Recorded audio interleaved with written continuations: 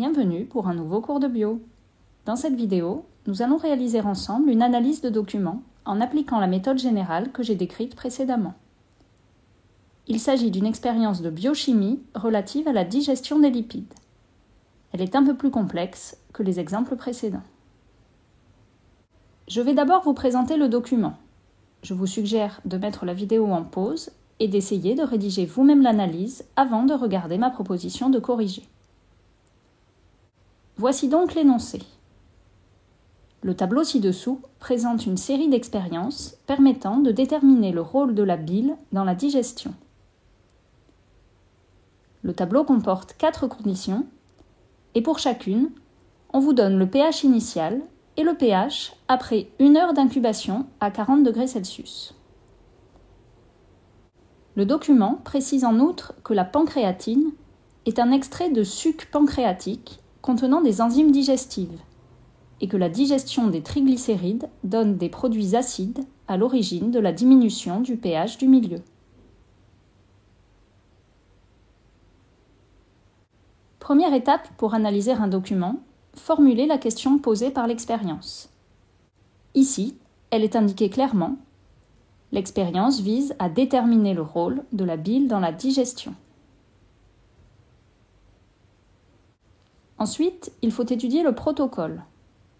Le paramètre mesuré est ici le pH avant et après incubation des tubes 1 heure à 40 degrés Celsius.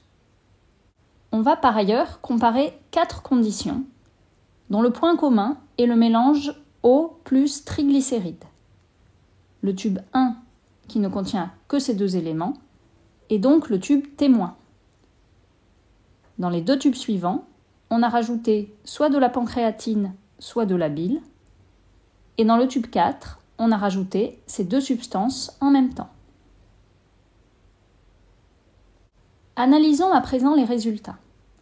Mais nous allons voir que dans cette expérience, l'analyse se fera en 2 temps. La première étape va consister à comparer pour chaque tube le pH initial et le pH après incubation. Vous pouvez rédiger tube par tube, mais pour aller plus vite, vous pouvez aussi grouper les tubes pour lesquels on observe le même résultat.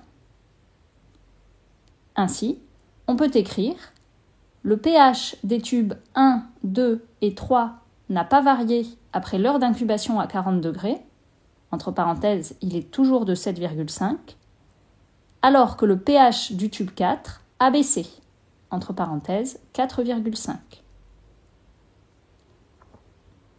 Ici, on a bien analysé les résultats et pas juste recopié le tableau, car on a indiqué les variations observées.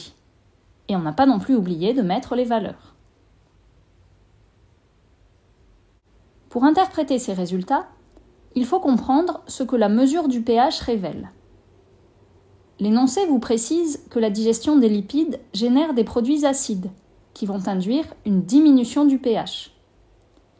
Le pH est donc un indicateur de la digestion des lipides. Les tubes dans lesquels le pH a diminué sont ceux dans lesquels la digestion a eu lieu.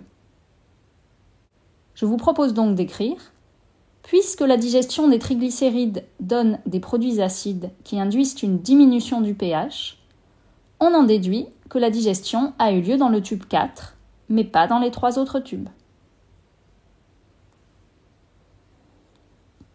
Il faut ensuite poursuivre l'analyse, en nous intéressant à présent au contenu des tubes et en comparant les résultats obtenus avec les différents tubes. Dans le tube 1, qui contient juste l'eau et des triglycérides, la digestion n'a pas eu lieu. C'est le résultat attendu, puisqu'aucune substance digestive n'est présente. Petite parenthèse. Puisque le résultat de ce tube était connu d'avance, on peut s'interroger sur l'intérêt de l'avoir fait. Comme dit précédemment, il s'agit du témoin de l'expérience.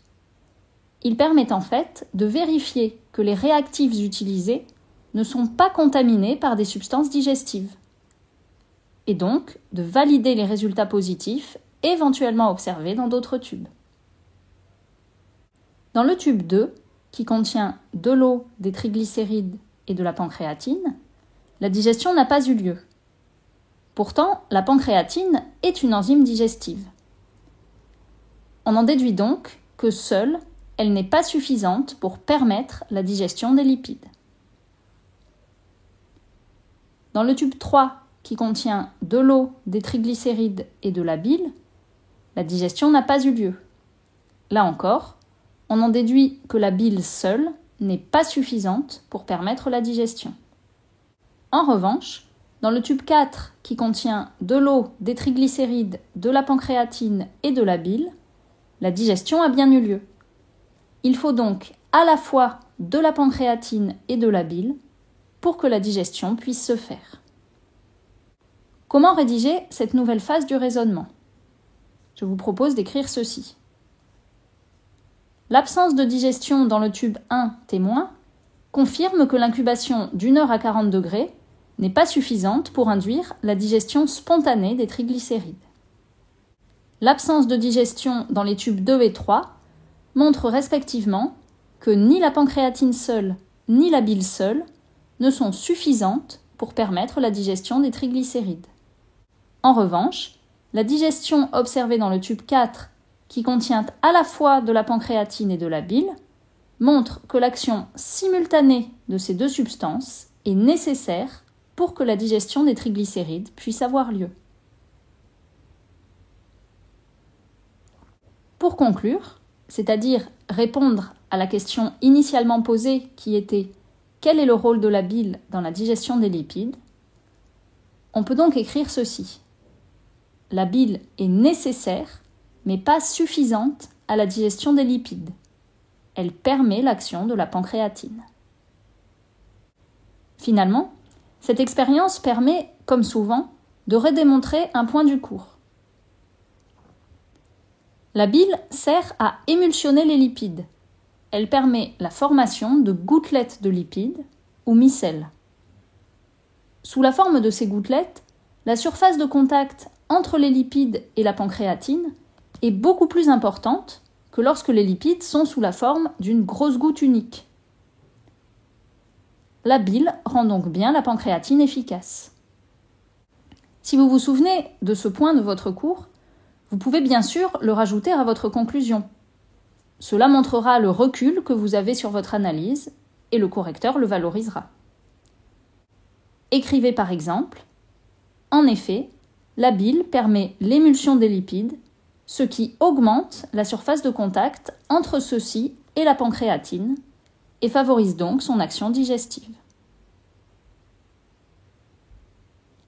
En résumé, dans cette analyse de document, nous nous sommes d'abord demandé quel était le but de l'expérience et comment elle avait été menée, puis nous avons analysé les résultats et nous les avons interprétés, ce qui nous a permis de conclure quant au rôle de la bile dans la digestion des lipides. Nous avons donc bien suivi toutes les étapes décrites dans ma vidéo sur la méthode générale d'analyse de documents, en procédant ici en 2 temps. Je vais arrêter pour le moment les vidéos d'analyse de documents, car je pense qu'avec 3 exemples, vous avez déjà de quoi vous entraîner. Mais n'hésitez pas à me dire en commentaire si cette série consacrée à ce type d'exercice vous a été utile. Je posterai sûrement un autre exemple de temps en temps. Je vous donne donc rendez-vous prochainement pour une nouvelle vidéo de cours plus classique qui sera consacrée à la réponse immunitaire acquise. Merci de votre attention. N'oubliez pas de liker cette vidéo, de commenter et de vous abonner.